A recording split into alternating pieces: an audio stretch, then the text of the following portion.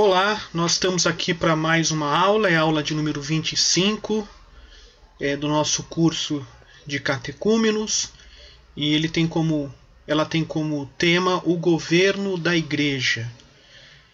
Nós vamos orar pedindo para que Deus nos abençoe nesta aula. Pai, nós queremos bendizer o teu santo nome e rogamos agora que nos abençoe, derrama sobre nós da tua graça, da tua bondade, para entendermos a tua palavra e entendermos acerca deste assunto do governo da igreja. Obrigado por tudo, em nome de Jesus. Amém.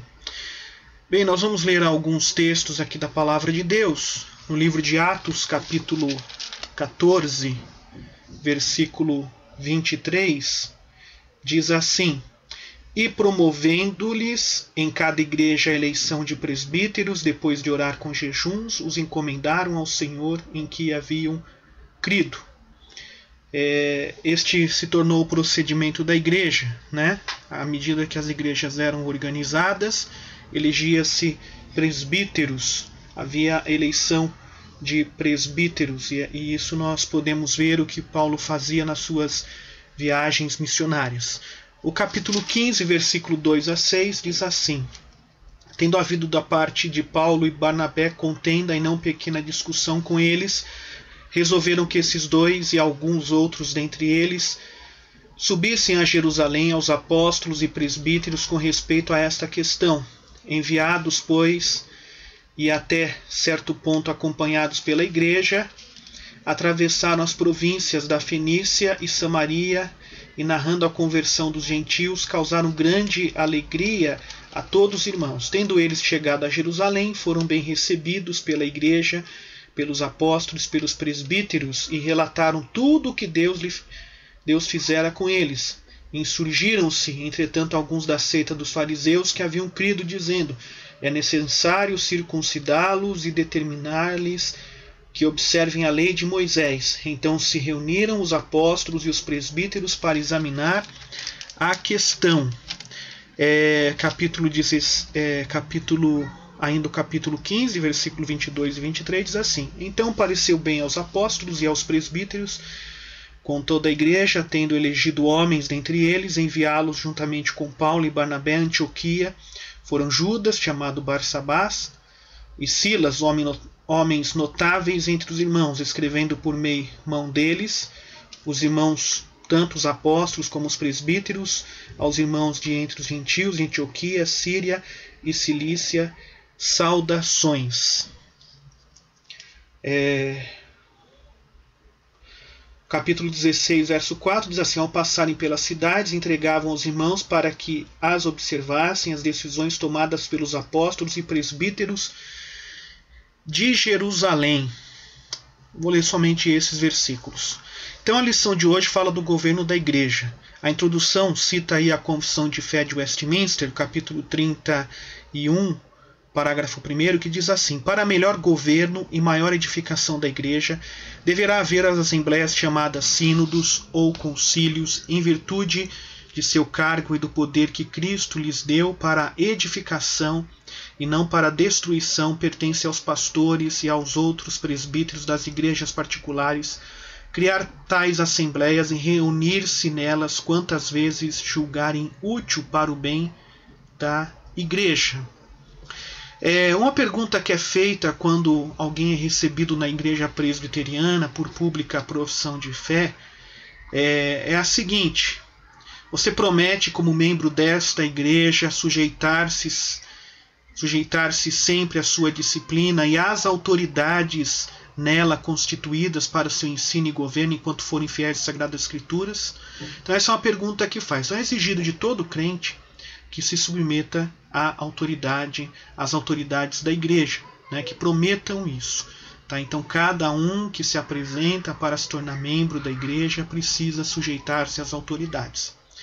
O primeiro ponto da nossa lição é o único cabeça da igreja. Quem é o único cabeça da igreja? O único cabeça da igreja é Cristo Jesus. A igreja não tem um cabeça visível. Essa posição pertence exclusivamente a Jesus Cristo, né, conforme a própria palavra nos ensina. Contudo, nós reconhecemos que a igreja ela precisa, aqui na terra, de uma forma visível de ordem e governo, cujos elementos fundamentais sejam bíblicos, né? Então essa autoridade não pertence a um só homem. Então na Igreja de Cristo, e de modo específico, né, a Igreja Presbiteriana segue esses princípios. Na Igreja de Cristo, portanto, a autoridade não reside em um único homem. Não é o pastor da igreja que tem autoridade. A autoridade, ela reside, né, ela é expressa por meio de assembleias. Quando a assembleia da igreja está reunida, portanto, ela está exercendo a autoridade por meio do povo. Os conselhos, né, os conselhos das igrejas, juntas e concílios. A forma de governo que nós adotamos, portanto, é representativa, né? Então, quer dizer, nós elegemos oficiais que são os representantes da igreja e falam por ela, né? E exercem a autoridade. Então, temos uma escala ascendente de autoridade, começando com o conselho e a assembleia geral da igreja local. Então, quer dizer, tem essa autoridade local, né, que é o conselho e a assembleia, subindo para o presbitério, né, o sínodo e supremo concílio. Depois nós vamos falar um pouquinho mais sobre esses concílios da igreja, né, e essa ascendência aí, nós dissemos, de autoridade. O supremo concílio é a assembleia geral da igreja, né, que é a autoridade máxima na igreja presbiteriana do Brasil, na nossa igreja. Algumas outras igrejas também adotam um sistema semelhante, né?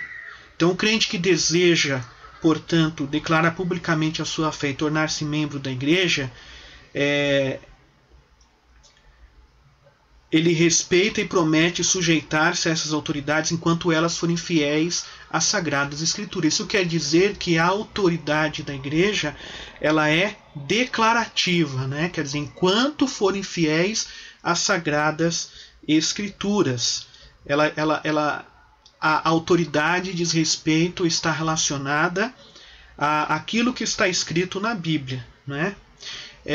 Na igreja primitiva, um certo grupo tentou impor a circuncisão. Nós lemos o texto acerca disso, né? Quer dizer, o que estava acontecendo na igreja de Cristo Jesus, na igreja primitiva, né? Na igreja que é iniciada com os apóstolos. Até a subida de Cristo Jesus ao céu, Jesus subiu ao céu, derramou o Espírito Santo, a igreja ela era, portanto, formada caracteristicamente de judeus. No entanto, gentios começaram a se converter, né? Nós lemos o texto aí, onde Paulo e Barnabé contam acerca da conversão de gentios, e a igreja agora estava num dilema, porque havia sido levantada a questão por cristãos que eram judeus, né? Que pertenciam ao grupo dos fariseus, e começaram a questionar, dizendo então que aqueles gentios precisavam se circuncidar. Então o que a igreja fez, né? A igreja estava diante de uma questão nova, né? Até então a igreja era caracteristicamente formada de judeus. E aí o que aconteceu foi que os apóstolos convocaram os presbíteros da igreja, né? Os apóstolos se reuniram com os presbíteros da igreja e resolveram acerca desta questão. A decisão foi de que os gentios não precisavam se circuncidar, apenas deveriam se abster das comidas sacrificadas aos ídolos, das carnes sacrificadas a ídolos e da relação sexual ilícita, né? Mas não precisavam se circuncidar para fazer parte da igreja de Cristo Jesus. Mas veja que é interessante ali que logo no início da igreja houve este concílio, que é chamado Concílio de Jerusalém, né? O primeiro concílio da igreja. A igreja, portanto, se reuniu, né? Fez uma reunião com os oficiais da igreja, os apóstolos, os presbíteros, e decidiram sobre a questão, e a questão então foi levada a todas as outras igrejas para que elas observassem. É por isso que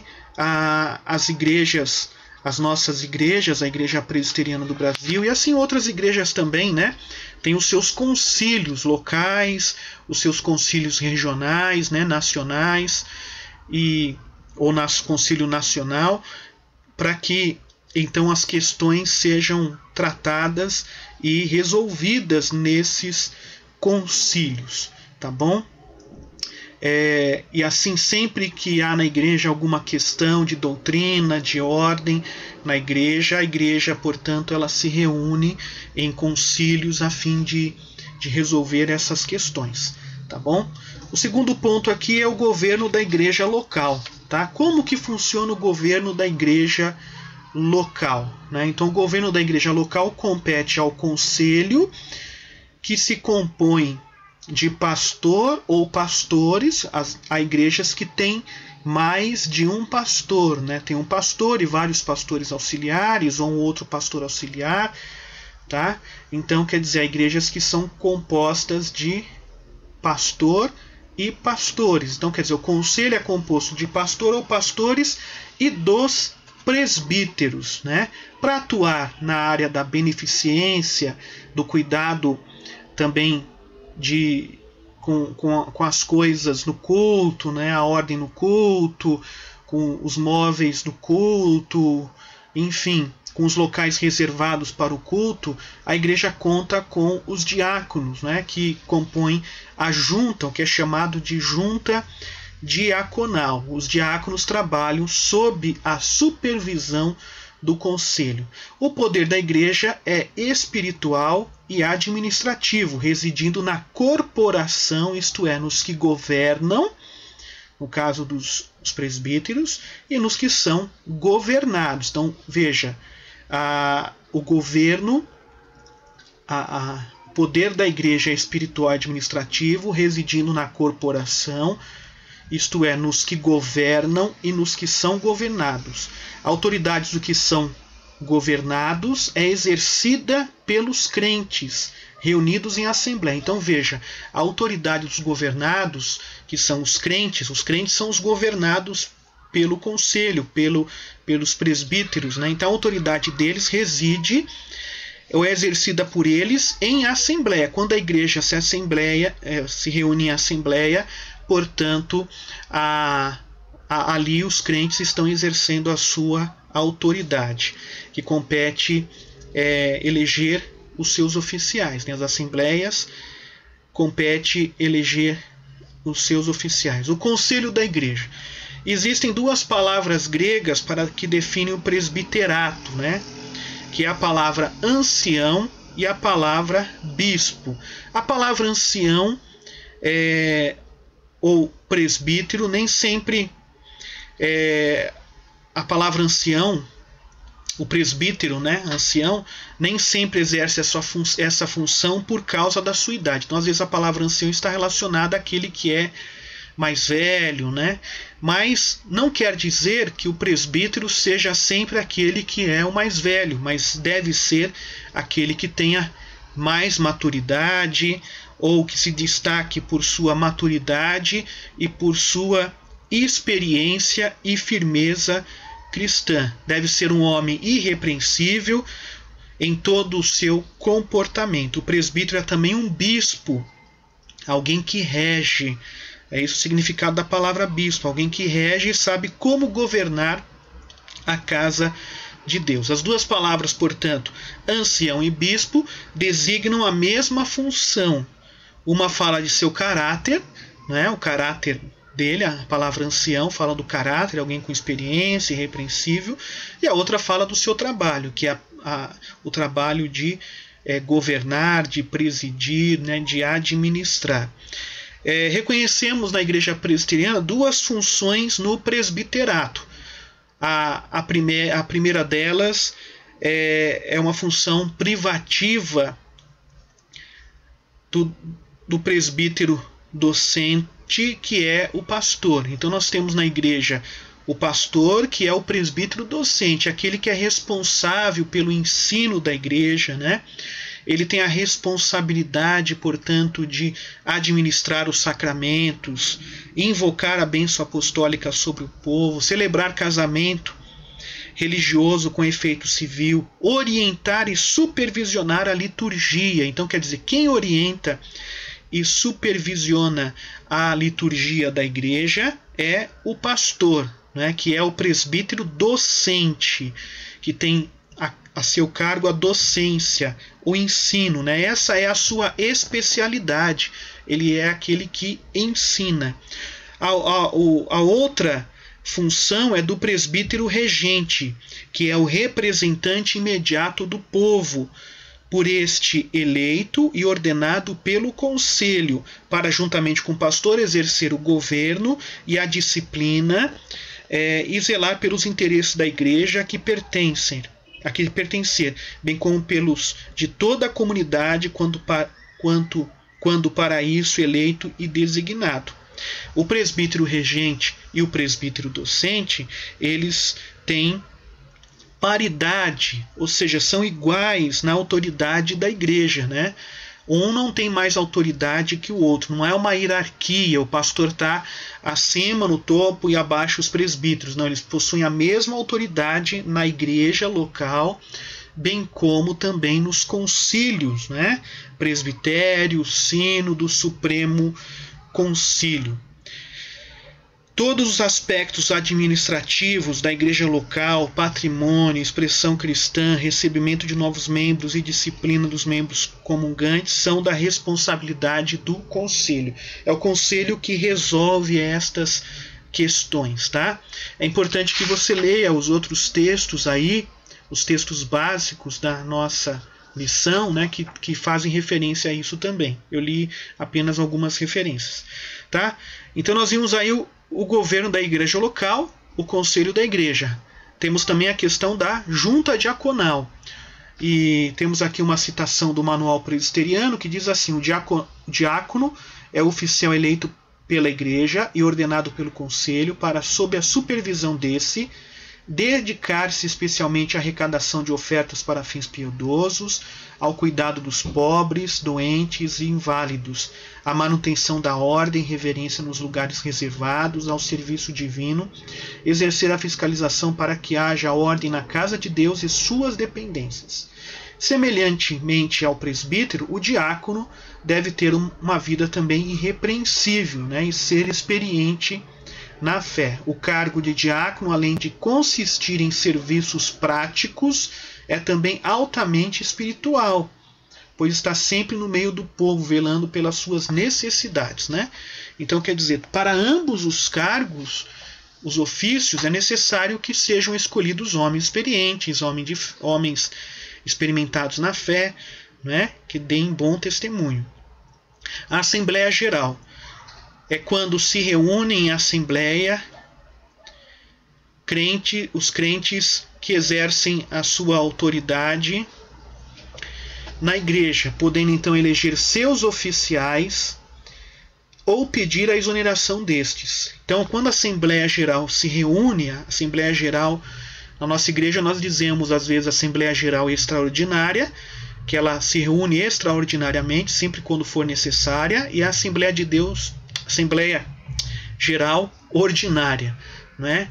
A ordinária se reúne pelo menos uma vez por ano e ela se reúne ordinariamente para tratar de questões relacionadas aos relatórios da igreja, né? A previsão orçamentária, eleger o secretário ou secretária de atas.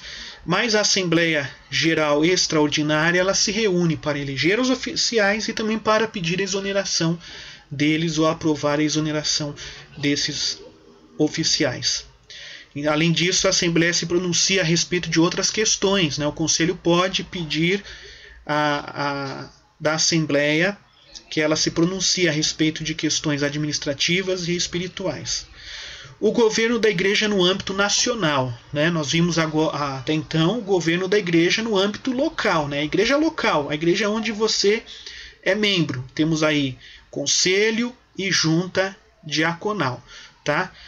Assembleia Geral também, que são vamos dizer assim, os órgãos, né, que administram a igreja e exercem autoridade. Temos então também o governo da igreja em âmbito nacional. Então, o governo da igreja em âmbito nacional tem 3 níveis: o presbitério, composto dos pastores, presbíteros docentes de todas as igrejas sob a sua jurisdição, e dos presbíteros regentes, representantes dessas igrejas. Então, cada igreja tem um representante. É necessário que exista 4 igrejas para se formar um presbitério. Né? No nosso caso aqui, da Igreja Presbiteriana Emaús, nós estamos ligados ao presbitério sul-paulistano, que é formado por igrejas aqui da região, né? Temos a Igreja de Santo Amaro, a Igreja Presbiteriana Emaús, Igreja Monte Sião, Igreja Nova Canaã, Igreja Parque Esplanada, que é ali na região ali de Embu, né? Temos Igreja Itapecerica da Serra, tá? Igreja Betel. Então somos aí 7, igreja também Campo Limpo, 8 igrejas, tá? Essas igrejas têm, algumas delas têm congregação, como a igreja de Monte Sião e a igreja de Santo Amaro. E essas igrejas compõem o presbitério sul-paulistano. Todos os anos elege-se uma diretoria, né?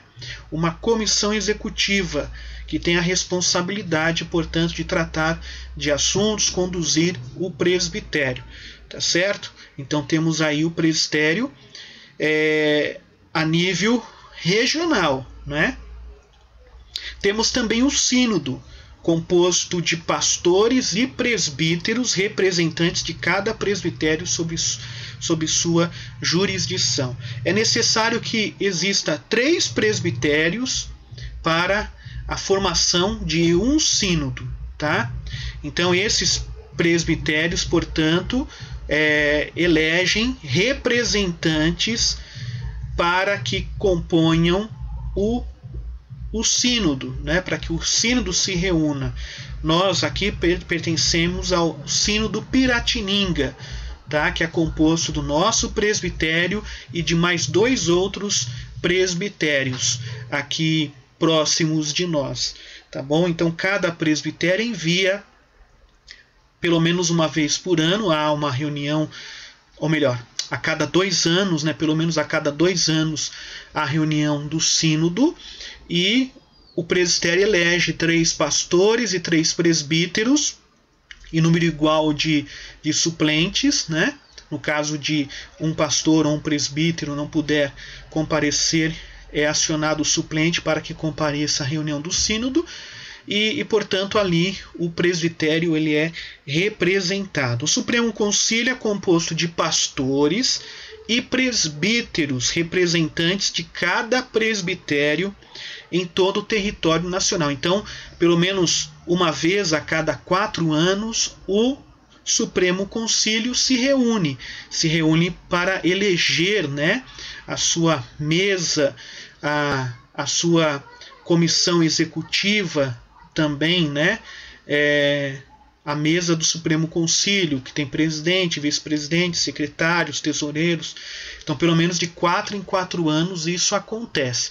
E quando acontece, os presbitérios são convocados e enviam seus representantes, né? 2 pastores, dependendo do número de membros que um presbitério possui, né?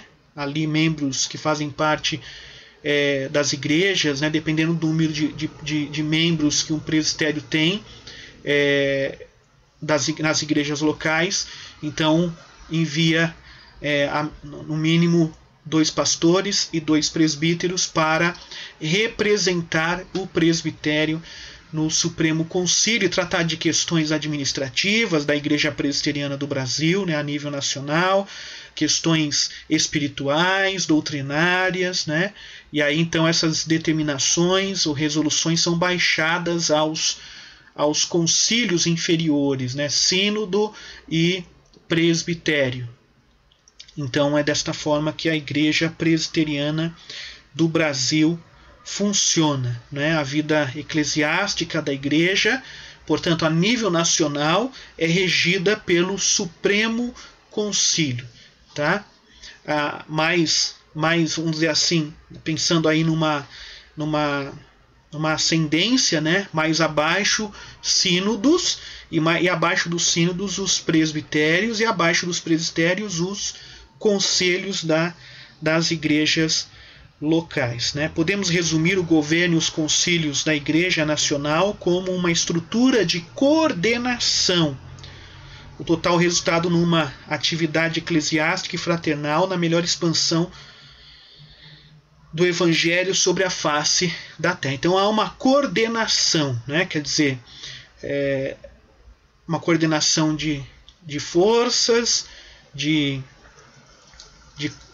trabalho também, né? A fim de que a igreja ela se expanda, tá bom? A conclusão aí, eu vou ler aqui a conclusão. Primeiro, a igreja visível é uma instituição divina, ela não é uma instituição humana.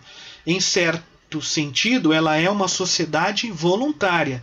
Ninguém é coagido ou obrigado a fazer parte dela, né?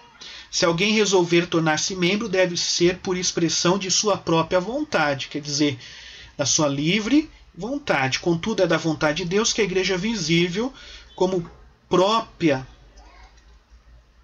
uma instituição organizada, exista e que cada pessoa que confesse fé em Jesus Cristo torne-se membro dela e submeta-se à sua autoridade. Essa é a vontade de Deus, né? Toda a autoridade da igreja é de Deus e todos os oficiais legítimos da igreja são seus ministros. Eles agem em nome de Deus e de acordo com a sua vontade revelada nas Escrituras, de modo que aquele que se opõe à autoridade resiste à ordenação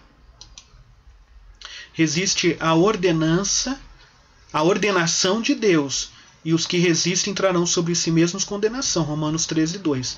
Todas as prerrogativas da igreja e toda a autoridade de seus oficiais estão prescritas na palavra de Deus. As prerrogativas da igreja são ensinar, sua comissão específica é ensinar a todas as nações as verdades das Escrituras Sagradas, prestar culto a Deus. A igreja tem o direito e o dever de organizar e prestar culto público a Deus e de realizar a vontade de Deus para a sua devida perpetuação e exercer disciplina sobre seus membros e recebê-los ou rejeitá-los de acordo com a direção das Escrituras. A Bíblia orienta os membros da igreja: obedecei aos vossos guias e sede submissos para com eles, pois velam por vossa alma como quem deve prestar contas. Espero que tenha sido claro o ensino desta lição, e qualquer dúvida me encontra à disposição. Envie a sua pergunta, a sua dúvida, que teremos o cuidado de responder conforme aquilo que entendemos à luz das Escrituras. Deus o abençoe, que você seja edificado ou edificada com esta aula. Um grande abraço.